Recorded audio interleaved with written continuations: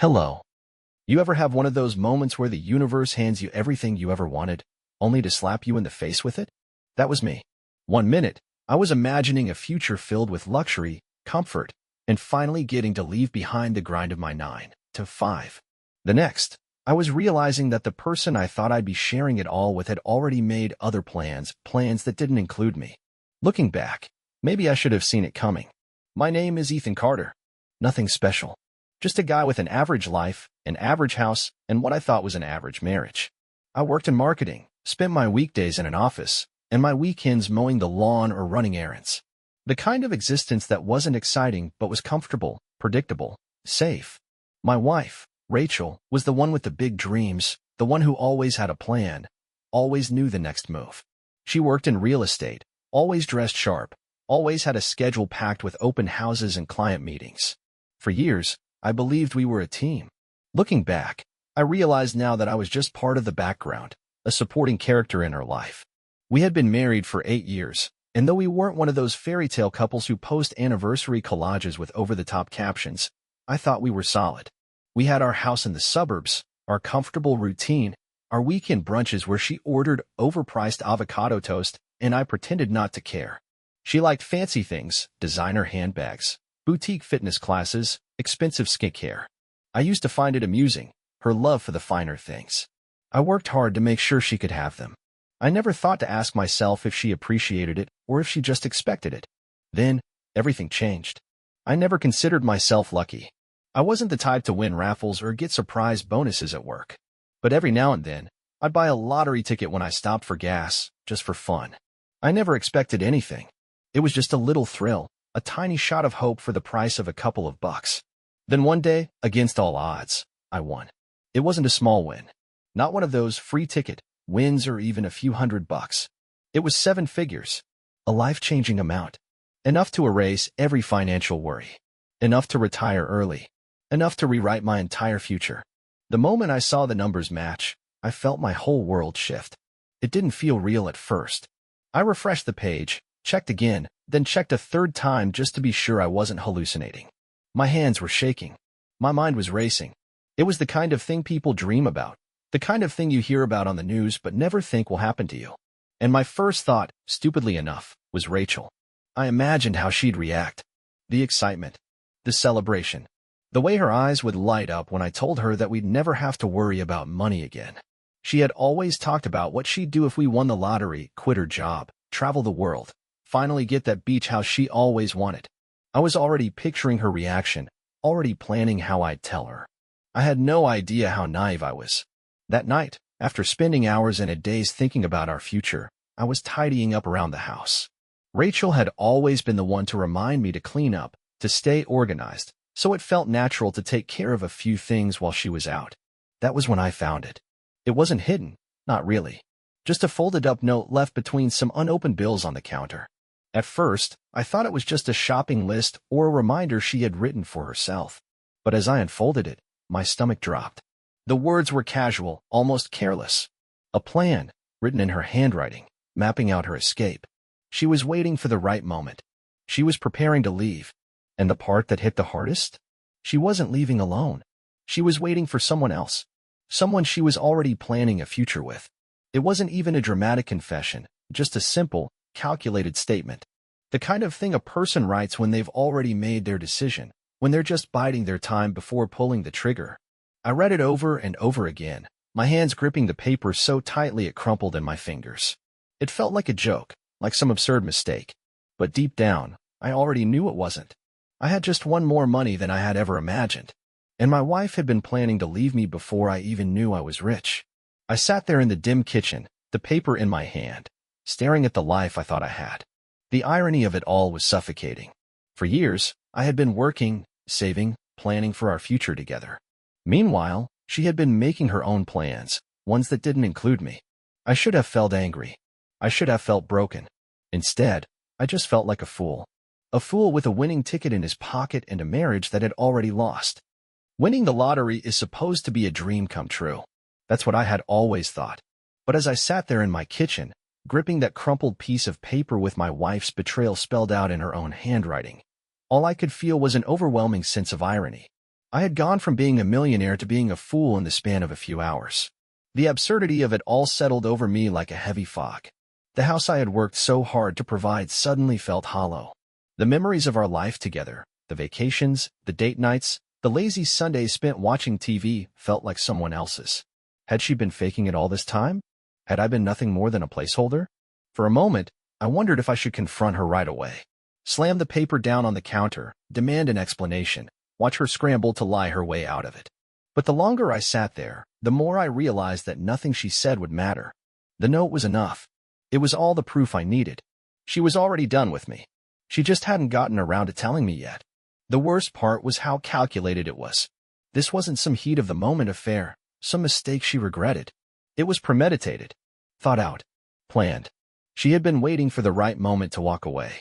And that's when it hit me, she had no idea I had won the lottery. I almost laughed. The sheer cosmic timing of it all. If I had checked my ticket a day later, if I had left those bills untouched on the counter, I would still be in the dark. I would have been the clueless husband, blindly celebrating my newfound fortune with the woman who had already checked out of our marriage. Instead, I had a front-row seat to her deception. For the first time since reading the note, my mind started working, thinking ahead, calculating, the same way she had been. She thought she had time. She thought she could take it slow, make her exit when it suited her, when she was ready. But now, I was the one in control. I knew something she didn't. I had leverage. I had options. And suddenly, I didn't feel like a fool anymore. Rachel came home late that night. I heard the garage door hum open, followed by the familiar click of her heels on the hardwood floor. I stayed in my office, door cracked just enough to listen. Her routine was the same as always. She dropped her keys on the entryway table, kicked off her shoes, and sighed like she had just completed a long, exhausting day of, what, exactly? Pretending to be a loyal wife? She hummed to herself as she moved around the kitchen, probably making herself a cup of tea before bed. I pictured her reaching for one of the expensive mugs she had insisted on buying last year, white and gold, delicate, ridiculous. The kind of thing someone buys when they care more about aesthetics than practicality. She had always been that way. Everything was about presentation. The curated social media posts. The perfectly chosen outfits. The subtle way she made sure everyone knew we were happily married, without ever actually being happy. It was all for show. I listened to her footsteps move down the hall. She paused outside my office for a second, maybe debating whether to say something, before continuing upstairs. I waited until I heard the water running in the master bathroom. Then I went back to her note. She hadn't signed it. That was almost funny in itself, as if she thought she needed to cover her tracks. But the handwriting was undeniably hers. And the implication was crystal clear. Once I leave him, we'll be free to be together. Who the hell was we? I hadn't considered that part yet. The other person. The one waiting in the shadows. The one she was willing to throw everything away for. The thought of it made my stomach turn. Had I met him? Was it someone from work? A client? Some random guy from her yoga class? The possibilities were endless, but one thing was certain, whoever he was, he had been in her life long enough for her to risk everything for him. And that meant he knew about me. I sat there, staring at the words over and over again. She thought she had control over the situation. She thought she was calling the shots. But she didn't know that I was holding a golden ticket. She had no idea that I had just become a millionaire. And if she was planning to leave me, she was going to regret it more than she ever imagined. I barely slept that night. My mind wouldn't stop racing, cycling through every possible scenario. Every move I could make. Every way I could flip the script before she even realized the game had changed. By the time the sun rose, I had a plan. I wasn't going to tell her about the lottery.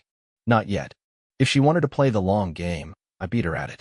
If she was waiting for the perfect moment to walk away, I'd make sure that when she did, she wouldn't be walking away with anything at all. It's strange, the things you notice when the illusion shatters. For 8 years, I had lived under the assumption that my wife was exactly what she appeared to be: loving, loyal, committed. I thought I knew the way she smiled when she was happy, the way she sighed when she was frustrated, the way she moved around our house like she belonged there. But now, every detail felt staged. A performance I had been too blind to recognize. I didn't confront her. Not yet. Instead, I started watching. And that's when I really saw her. Rachel had a routine. I never paid much attention before, but now that I knew what to look for, the cracks started appearing everywhere. She would leave for client meetings at odd hours, mid-afternoon, late at night, sometimes even on weekends. She would take longer in the shower, sometimes emerging freshly made up for no reason at all. And then there was her phone. Before, she had been casual with it, leaving it on the counter, tossing it into her purse, scrolling mindlessly while we watched TV. But now? Now, it was glued to her. Screen face down. Notifications silenced. Always within reach, as if she expected something urgent. Or someone. I started checking small things, little inconsistencies that I might have brushed off before. The credit card statements showed restaurant charges in neighborhoods she never mentioned. Gas station receipts were higher than they should have been, too many miles driven for the places she claimed to go. And then, there was the perfume. Rachel had always worn the same fragrance, some designer blend I couldn't pronounce, a soft, expensive scent that clung to her skin. But suddenly, it had changed. Something muskier, something heavier, something that smelled nothing like the woman I thought I knew. She didn't wear it around me, which meant she was wearing it for someone else. I kept my discovery about the lottery to myself. There was no rush. No need to act too soon. Rachel thought she was playing a careful game, slowly working her way toward an exit she believed she controlled. But what she didn't know, what she couldn't know, was that I was already ahead of her. I had time, and I intended to use it well. I started doing things differently, making small changes just to see if she would notice. I took a day off from work without telling her. I turned off the location sharing on my phone. I stopped initiating any conversation about the future, no vacation planning, no house renovations, nothing that suggested I still saw us as a team. She didn't seem to notice. Or maybe, she just didn't care. But then something unexpected happened. Something that changed everything. It was a Tuesday afternoon when I got the call. An unfamiliar number popped up on my phone. I normally ignored unknown calls, but something about it made me answer. A woman's voice greeted me, soft, hesitant, unfamiliar. She asked if I was Rachel's husband. And then she said something that made my blood run cold. She wasn't just anyone. She was the wife of the man Rachel was planning to leave me for. She knew everything. The woman, her name was Hannah, apologized for calling me out of the blue. She sounded embarrassed, like she was ashamed to even be making the call. But she had found something, just like I had. Her husband's emails, text messages, a trail of carefully hidden secrets that led directly to my wife. She wasn't calling to accuse me or to lash out in anger. She was calling because she wanted to warn me. She had confronted her husband, and he had cracked. He had admitted it all, the affair, the plans, the way they had been scheming behind our backs for months. Rachel wasn't just leaving me.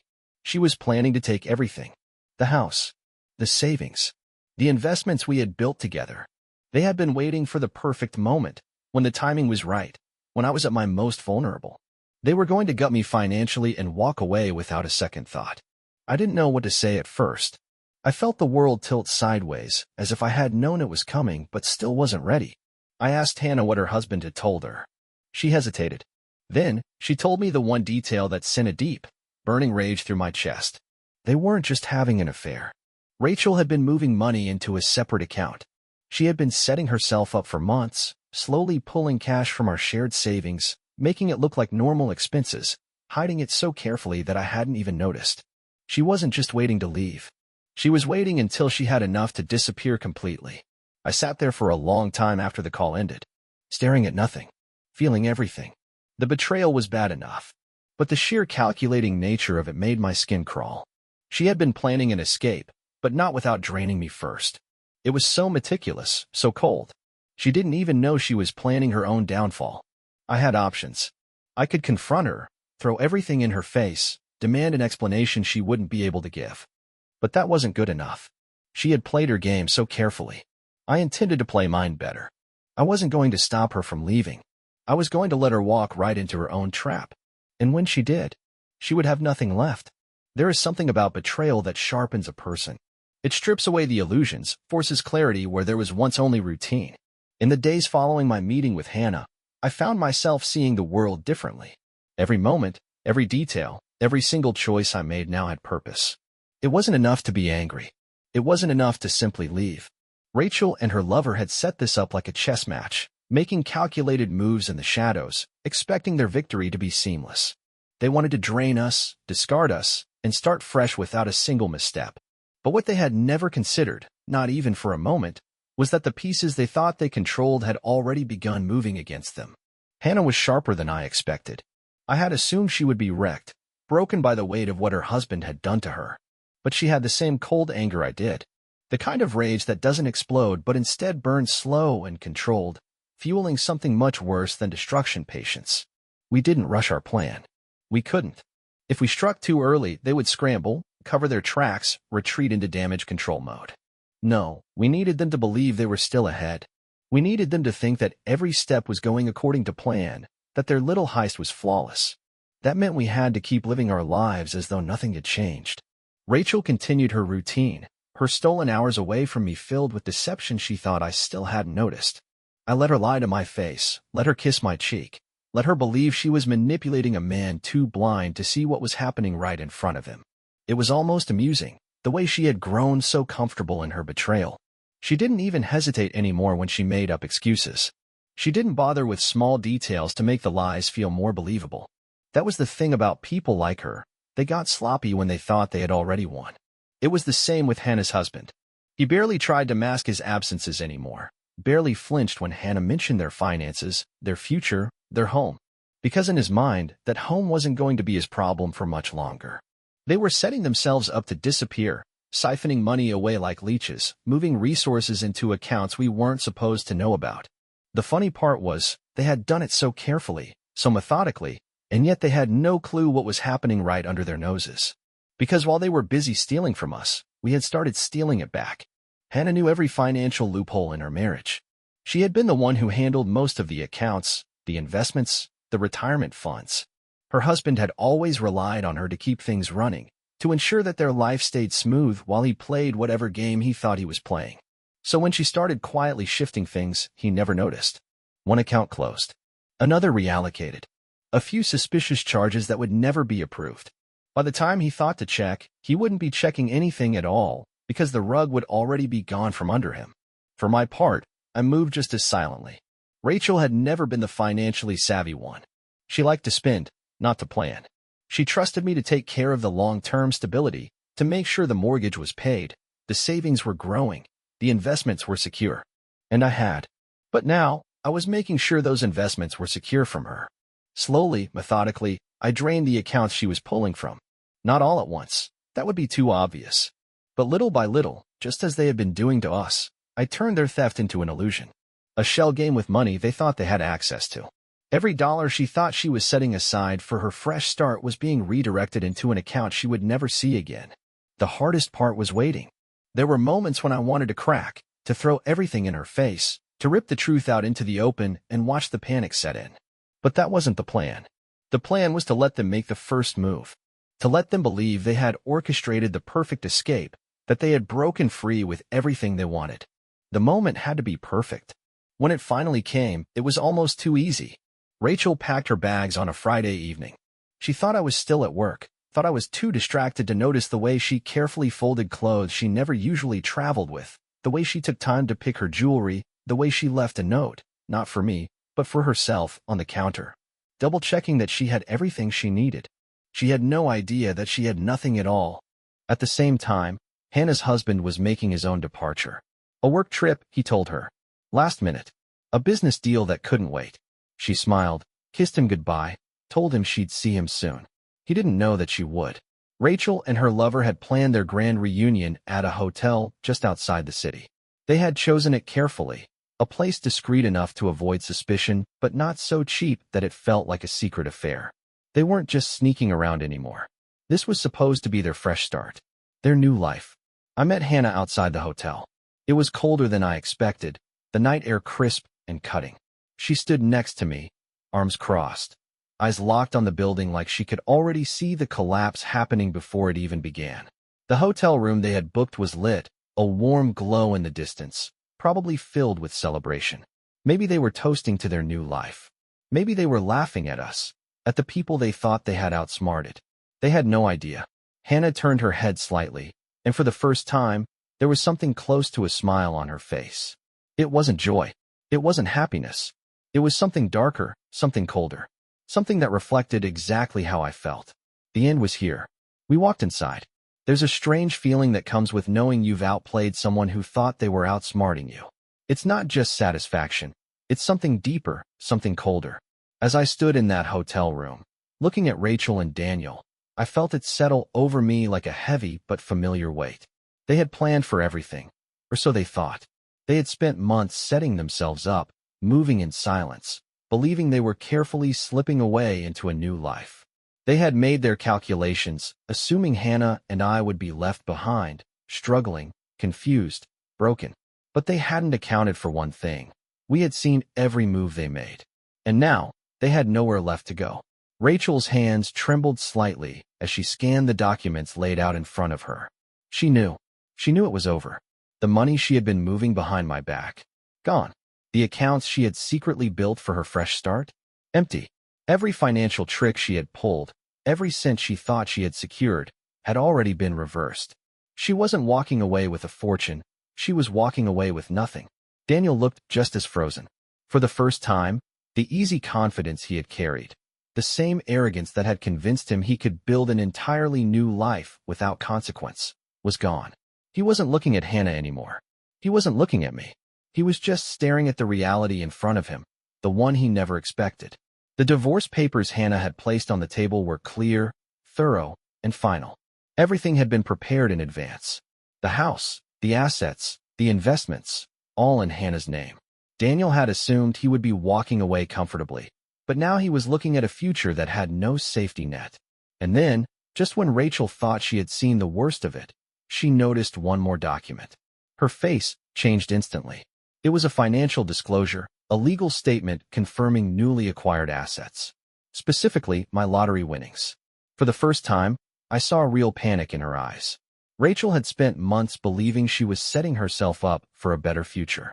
She had been so focused on what she was taking from me that she never even considered that I might have more than she ever imagined. She had been stealing pennies, and I had been sitting on millions. Her lips parted slightly, as if she was trying to say something, but nothing came out. Her mind was racing, trying to put together what this meant, what it meant for her. Then, the desperation set in. I had expected anger, maybe denial, some weak excuse or an attempt to shift blame. But what I got was begging. Rachel's voice cracked as she tried to hold on to whatever pride she had left. She wanted to talk, to explain, to tell me that she had made a mistake, that we could fix things, that she had never stopped loving me. But I didn't say a word, because there was nothing left to fix. She had made her choice long before today. This wasn't about anger anymore. It wasn't even about revenge. It was about letting them deal with the reality they had created. Hannah and I exchanged a glance. No words, no need for them. This wasn't a moment for gloating or dramatic speeches. It was just a conclusion. The final chapter of a story that had already been written. Without another look back, we turned and walked out of the hotel room, leaving them in silence. Rachel didn't follow. Neither did Daniel. There was nothing left for them to say.